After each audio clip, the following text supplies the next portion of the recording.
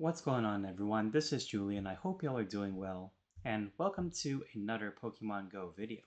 It's been quite a while since I've last uploaded a video. Just been a lot of things happening for me over the last couple of months or so, but we are back here with the first video that I've posted about the new season of Pokemon Go, the Might and Mastery season.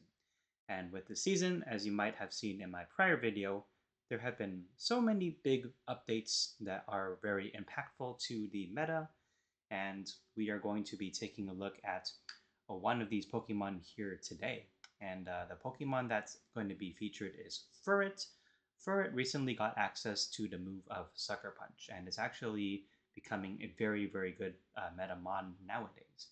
And since it is the Great League Remix Cup, we are actually going to be seeing about 20 Pokemon get banned. You can look at the full list through Pokemon Go itself.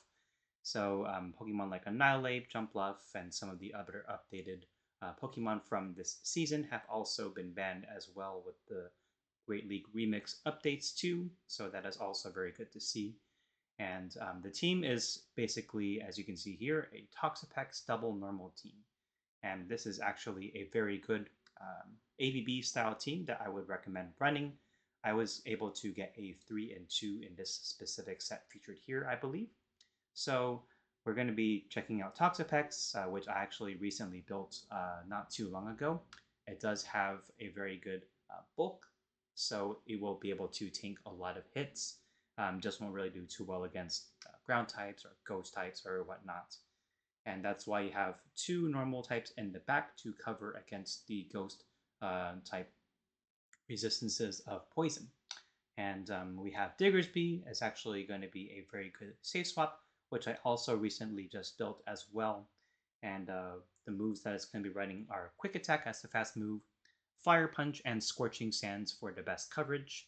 And there is a case to be made for Hyper Beam in some other situations, but I do believe that Fire Punch and Scorching Sands overall will give you the best coverage. Hyper Beam is okay in certain situations, but I think just the added coverage of Fire Punch is actually indeed very helpful here.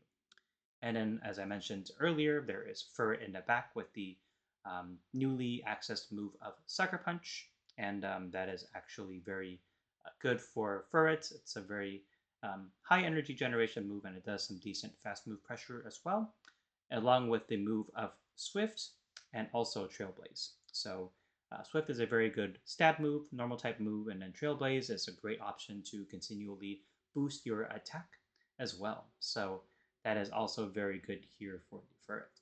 And that is the team. So without further ado, I'm going to go ahead and proceed with the commentary of these battles here.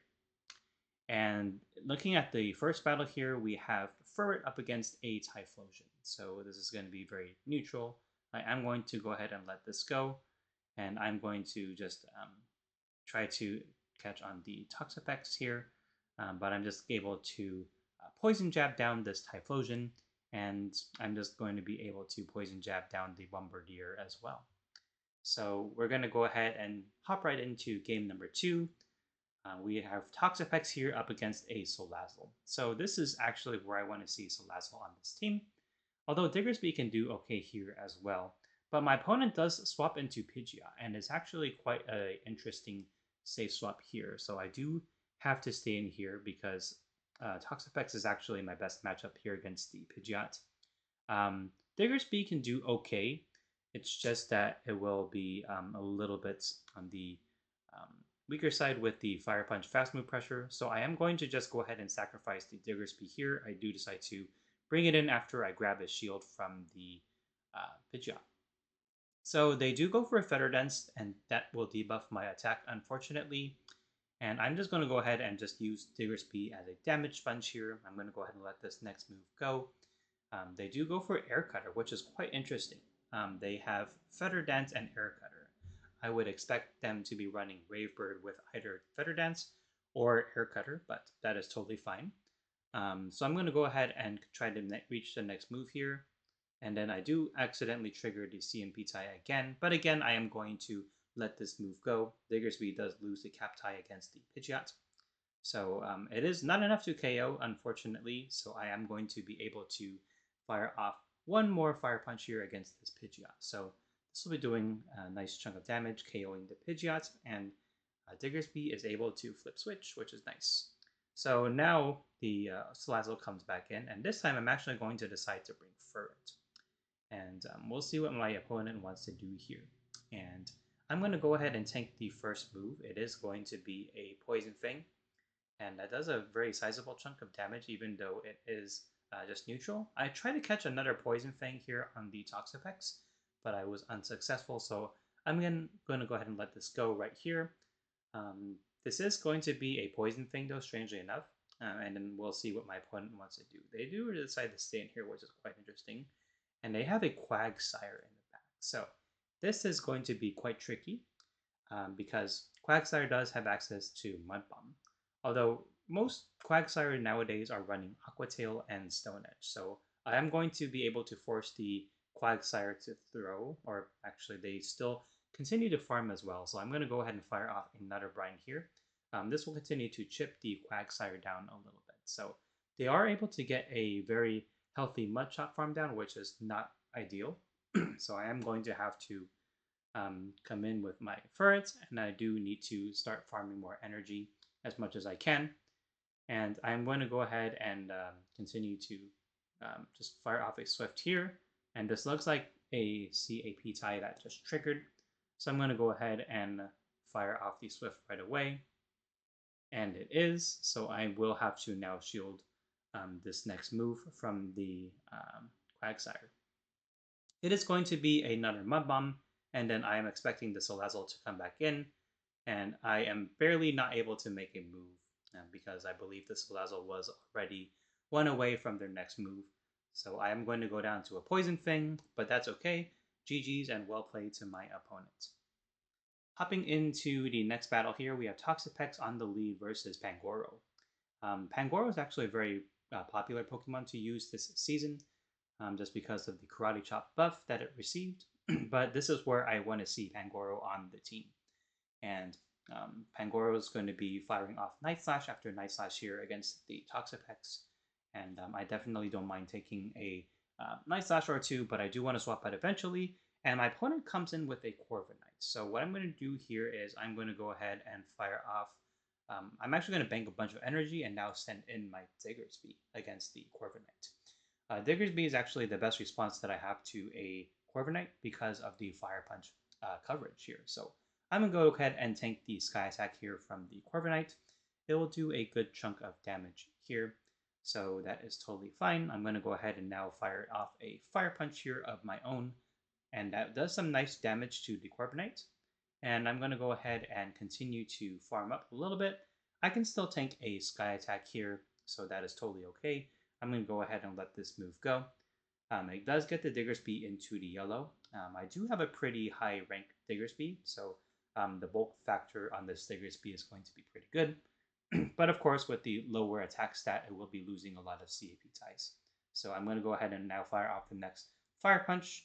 I'm going to go ahead and fire off the Fire Punch here, but they do make a great catch back onto the Pangoro. So that's a good catch from my opponent, but that means I'm just going to go ahead and come back into the Toxapex now and fire off a Brine. I'm basically at 100 energy at this point, so I'm going to go ahead and tank this Night Slash right here, and I'm going to go ahead and fire off the Brine against the Pangoro. This is not quite enough to be knocking out the Pangoro because Brine isn't the best move, so I'm going to go ahead and fire off the Brine, and they do decide to shield, which is okay. And now I'm going to go ahead and farm up a couple more Poison Jabs and now fire off the next Brine here.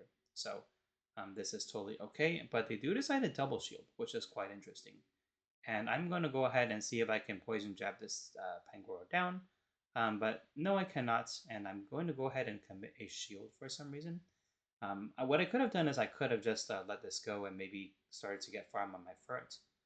But they do come in with a Toxapex of their own. So this is fine. I'm going to go ahead and now just come in with the Corviknight. At least the opponent comes in with the Corviknight. And I'm going to tank the Sky Attack here and then Sucker Punch down this Corviknight. And they're going to come back in with the Toxapex, of course, but for whatever reason, it looks like they decided to close their app. And I think that's going to be game here. So I think they totally could have won that game for some reason, but they decided to quit out, and that's totally fine. We all have those days. So I'm going to go ahead and continue to just chip away at this Toxapex here, but that is going to be basically a good game. Very well played to my opponent here. And I'm just going to go ahead and get the Swift off, and then this will do some good damage, and then just Sucker Punch down the rest of the Toxapex. So great game, well played to my opponent. And we do still have the Great League Remix Cup up for another couple more days, so definitely do give this team a try if you want to have a good chance to boost up your elo. Hopping into the next battle here, we have Toxapex on the lead up against a Thunderfang Steelix. So this is not really the best of matchups here. I'm going to go ahead and save swap right away into my Diggersby. And my opponent comes in with a Togetic. So this is exactly where I wanted to do, is just to bait out the flyer here. And then I'm going to go ahead and start launching Fire Punches here up against this Togetic. It does have the crown, which is a nice one to have. And they're going to go ahead and fire off their move.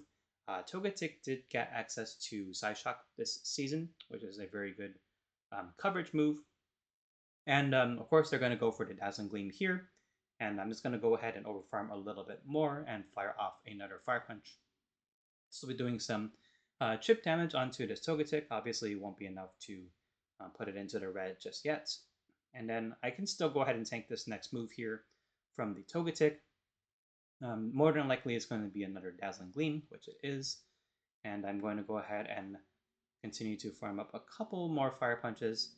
I did try to get to the double Psyshocks, but I was one away, and they reached a Psyshock here. I'm going to go ahead and now fire off the Fire Punch here up against the Togetic and see what they want to do. If they do decide to let it go, that's great. I do want switch advantage as much as I can. And they are going to come back in with a Ghost type. So it's going to be a Dusknoir. And I'm able to get a Scorching Sands off, which is great. And the only unfortunate thing here is that the Toxapex really doesn't have a lot of places to go up against this team.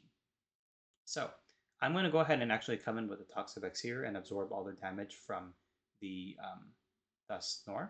And I can definitely tank some Shadow Punches, at least 3 of them, I think. So that's fine. They are going to go ahead and continue to Astonish here. And I'm going to go ahead and stay in for a little bit with my Toxapex. And I'm going to go ahead and fire off this Brine. I definitely do want to force shields at this point from the Steelix. Psychic Things will come in, does a good chunk of damage here. But that's okay. I'm going to go ahead and fire off a Brine. I really want to either force a shield or do some damage here on this Steelix. So I do get damage off, which is great, and now I can go ahead and send in my Furret. So this is going to be a pretty interesting endgame. I know that I can tank a Psychic Fangs okay. All I really would need to do is watch for a Dynamic Punch from the Dusknoir if it does decide to come in. So I'm going to go ahead and fire off this Trailblaze here. I definitely want to get either super effective damage or start boosting up my Sucker Punches for great damage here. And they do decide to pivot back into Dusknoir for some reason. That was an interesting play by my opponent. But at this point, I know I can close the game out with my Furret. And Swift is definitely more than enough here to be able to finish the job now that it is boosted. And that is okay. They do decide to shield that first one. And at this point, a Swift is definitely enough to KO. So I'm going to go ahead and fire off that Swift against the Steelix, and that is going to be the game. Very well played to my opponent. Hopping into the next battle here, we have Toxapex on the lead up against a Primate. This is where I want to see any fighters on this team. So they are going to go ahead and pivot into a Drifblim, and Drifblim is actually a little bit of a problem for my team. While it is a Ghost type that I can handle, the Toxapex and the Diggersby are both weak to it. What I could have done is I could have swapped into my Furret here first, actually. But that's totally fine. I'm going to go ahead and stay in this matchup with my Diggersby and see how it plays out. And the Drifblim is going to be continually debuffing my attack with these Icy Winds, and that will be unfortunately reducing the damage of my Fire Punches here against the Drifblim. So going to go ahead and continue to chip away with these fire punches against the Drifblim, and then they are going to be firing off the Icy Wind here, so that's totally okay. And I'm going to go ahead and just tank these Icy Winds, and then see what we can do here. And then I'm just going to go ahead and again fire off another Fire Punch here. This will definitely not be enough. It will put the Drifblim into the red, but won't be enough to KO, of course. They do decide to aggressively swap back into Primate, which is actually fine with me. I'm going to go ahead and now fire off a Fire Punch here. I'm able to reach it, luckily. So this will be doing a little bit of chip damage here against the Primate. So this is actually fine. I'm going to go ahead and now pivot back into the Toxapex. I do need to start shielding some Rage Fists at some point because the first one or two Rage Fists won't be doing the most damage. It's just the third and fourth ones that the Primate will get that might be a little bit more concerning. So I'm going to go ahead and no shield the second Rage Fist that the Primate will throw here. And then I will start forcing shields with a Brine after a couple of Poison Jabs right here. Again, the Karate Chops are resisted, and then the Close Combat of the Primate is resisted, so all they can really do is just go for Rage Fists. And at this point, I will be able to shield this next Rage Fist. I definitely do want to keep some health on my Toxapex, just in case there's something also that Toxapex can deal with in the back. So I'm going to go ahead and catch this next move onto my Furret, actually, because the Rage Fist will be resisted unless they do happen to fire off the Close Combat. But they do come in with a Togetic, so this is actually not the greatest at all. And Togetic does have a good matchup against the Furret. The only thing I can do really here is to continue to go for Swifts. So that's what I'm going to continue to do. The Sucker Punches are unfortunately resisted here, and at this point I'm going to go ahead and let this move go. The Furret can definitely tank a Dazzling Gleam from this range, but they do decide to go for the Dazzling Gleam, which is okay. I'm going to go ahead and get off one more Swift right here, just before I do go down to the Fairy Winds. So this Swift will do some nice damage or draw a shield up against the Furret. So this is good. I do get a shield. And at this point, I know that I can safely shield a Psyshock from the Togetic, rather. And I'm going to go ahead and fire off a Brine here, or I try to at least, but unfortunately they do farm up to 2, and the Psyshock will definitely be very close to KOing, or actually KOing from this range. I actually do live, which is fine. I'm going to be able to fire off a Brine up against the Togetic, but unfortunately I am a little bit too low, and the Drifblim is still alive in the back, and then my Furrets cannot really do anything here. So unfortunately, that's going to be a good game, very well played to my opponent. And that is the team. It's actually, like I said, a very good climbing team. I think I was 2-3 instead of 3-2 in that set, actually, but that's okay. Hope you guys enjoyed the rest of this video. Let me know what you guys think. If you guys enjoyed it, please feel free to hit the like button and subscribe. All support will really help the channel grow.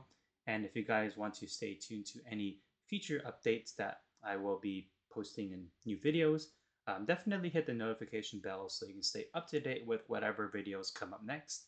And that's going to be it. Thank you guys so much, and I'll see you all in the next video.